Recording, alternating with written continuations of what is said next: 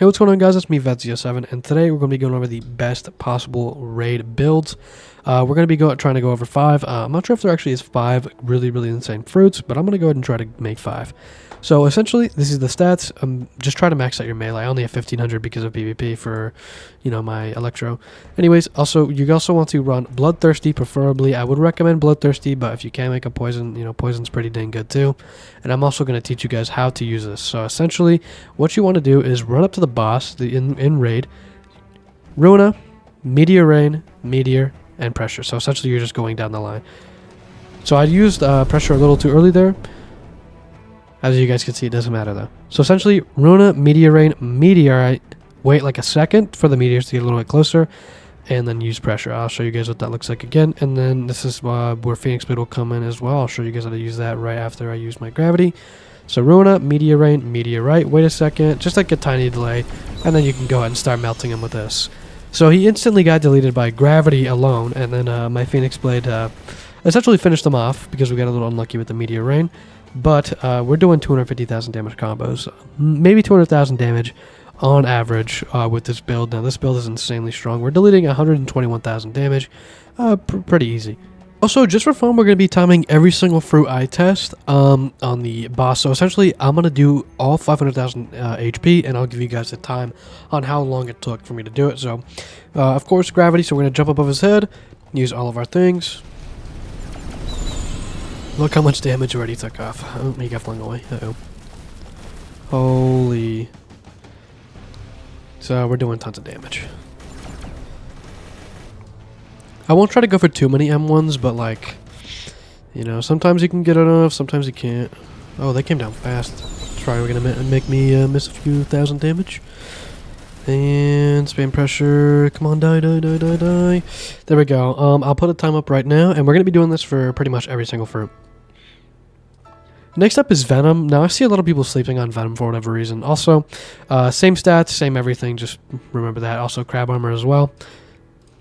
Here's the Crab Armor, and essentially what you want to do is unawaken your first 2 abilities on Venom, and this is how you're going to combo the boss. So essentially, you want to use your first 3 abilities, teleport, use your Viper's Pit, and there you go, you're done. The burst damage on this fruit is so high, and it also has some of the most damage in the entire game. 84,000 damage, and the first few abilities are on really short cooldowns. So just remember, I just did 50,000 damage, almost 50,000 damage, and the cooldowns are really short. I could spam these. I also have my teleport, which does damage. Make sure to hit the teleport. I could just keep spamming away, and not even including my, my sword. Okay, so here is the full combo with Venom, teleport, first 3 moves, Viper Pit. I don't want to hit him out, so I'm just going to wait for the Viper Pit to end. Okay, there we go. And then we do have Quick Shot back. 208,000 damage. And we already have all of our cooldowns back. I mean, this is just OP. Anybody that's sleeping on Venom, stop, because this DPS is really crazy. Venom is just OP. We're melting 500,000 HP. So never sleep on Venom, because it is actually the GOAT. And dead already, 500,000 HP. Probably in about 30 seconds. So pretty dang good. Alright, next up we have Magma. Now, no surprise Magma's on this list. Magma has been hard meta for, 2 updates now. The first 2 abilities are just retarded DPS. Unawaken the 3rd ability, it does like 16,000 damage, which is really good damage. And also, Annihilate, you want to basically throw down your Annihilate first, and then use your other abilities to stun him in place. So Annihilate can do some more damage. Because if it just base Annihilate, like just nothing else with Annihilate, it will move him around and basically hit him out of Annihilate. So you have to combo Annihilate and with, any other ability on the fruit basically as Annihilate's hitting, and then you could do some crazy damage. So first we're gonna have to test our damage and see how fast we could beat this boss. Also, everything else is the exact same: Phoenix Blade, Crab, everything else. Also, just look at this damage on the first ability, 24,000. Even the second ability is on a really quick cooldown. It does so much damage. And imagine if I crit on one of these 2, which the chances of me critting mid-raid on one of these and just doing like double the damage or like 50% more damage is just so, it's just so dumb. Alright, here we go. Let's go ahead and test our damage. Remember, annihilate first, and then go ahead and do, your other moves to stun him in place so it doesn't hit him out of annihilate. Also, look at our damage already. Our damage is skyrocketing. We have all of our cooldowns back because this fruit's broken. Don't nerf it though, please.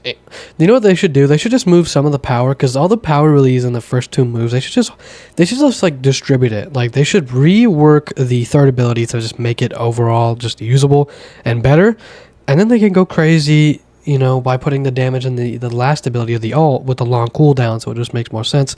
And he's already dead. Right. Yeah, Magma's OP. I'll put the time up right now. Next on the list is actually Quake. So I did a Quake raid video recently because it got a huge buff on the waves. And it was really, really fast, actually. It was on pace to be the fastest fruit, but a few people died and one disconnected. But this fruit is actually retarded. I've been sleeping on it. The only problem is that we actually can't test the waves on the dummy.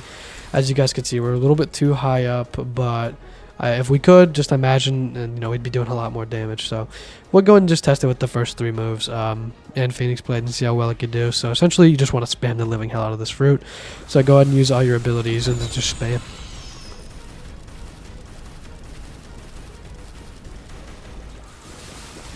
The cooldowns are unbelievably short on Quake, so just remember that to be spamming.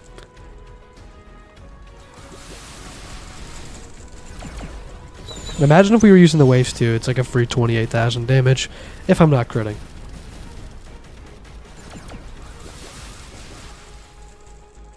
Also, we do have Quiver the World, but don't use Quiver the World. It does need a buff, unfortunately. It's just not really that good for anything at the moment. It does need a range buff, or it does need just a damage buff in general. But yeah, Dummy's already dead. Quake is definitely OP. I was sleeping on this fruit. The short cooldowns, plus the stun, plus the waves, the OP waves now. You're melting any boss. So just remember, I killed that dummy without waves, and waves got a massive buff. So just remember, Quake is actually a lot faster than what you just saw. Next up, we have OP KORU. Now, I forgot KORU actually has M1s, and the M1s make it insanely good. But you do, unfortunately, have to use control. Also, I don't have the big rock on, so let me go get that really quick. Okay, so I awakened my task pillar so I could just show you guys the true DPS. So essentially what makes KORU V2 and OP so good is the M1s. So let me put my room up really quick. No, it was already down. Hold on, let me put my room up now. So it has special M1s, and the M1s do a ton of damage. They do like 5k. Oh, they do 6,000 damage a hit, which is really, really good. And then if you have poison on this as well, this could be a lot better. I have Glacier, so it's not going to be the best damage. But yeah, the damage just stacks up so fast. And of course, I do have other moves on the fruit. Now, this one does move them kind of away, but it shouldn't really be too much of an issue. But yeah, KORU M1s is actually insane. I wish I used this in my raid video, because I'm pretty sure this probably is better than OPV or OP. With just Phoenix Blade, but I guess we could test on the dummy. So here we go. This is my first attempt at just basically trying to spam to kill him. So I use all my abilities, M1, M1, M1, M1, go back to this, spam, and then go back to this, spam, spam, spam. Use all the abilities, make sure I'm using OP.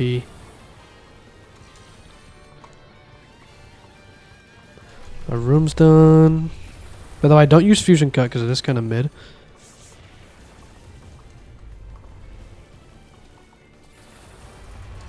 Kind of missed that stats pillar because I'm trash. But yeah, it is a lot of clicking, so this isn't really too, like, it's not ideal. But it's a lot of clicking, unfortunately, because you got to spam them M1s. But yeah, this is pretty dang good. Also, let's go ahead and try it with Phoenix Blade V2 plus OP now and see what one's actually faster. Okay, so let's go ahead and start testing. So we're going to go ahead and just spam all of our moves. First on OP, spam our Phoenix Blade, and then go back to spamming our very fast cooldowns on OP as well. Just remember, these runs aren't perfect. Also, this is an editing as well, so I do know that I put my room down, which kind of took off like a second or two, to be honest with you. But it's kind of similar to KORU with M1s. But I'll be honest, KORU with M1s is definitely better than Phoenix Blade V2. And especially after what I just saw, it doesn't even have poison, and KORU V2 still ran a faster time. I'll give you guys the time here in a second. I won't spoil it, but Phoenix Blade is really good and might have the same time. But KORU V2 doesn't even have a damage stone, so it's like, bruh. Hope you guys enjoyed this video. Please like and subscribe for more. If you guys have any video recommendations or questions, leave them down below, and I'll get back to you as soon as I can. Alright, see you guys in the next one.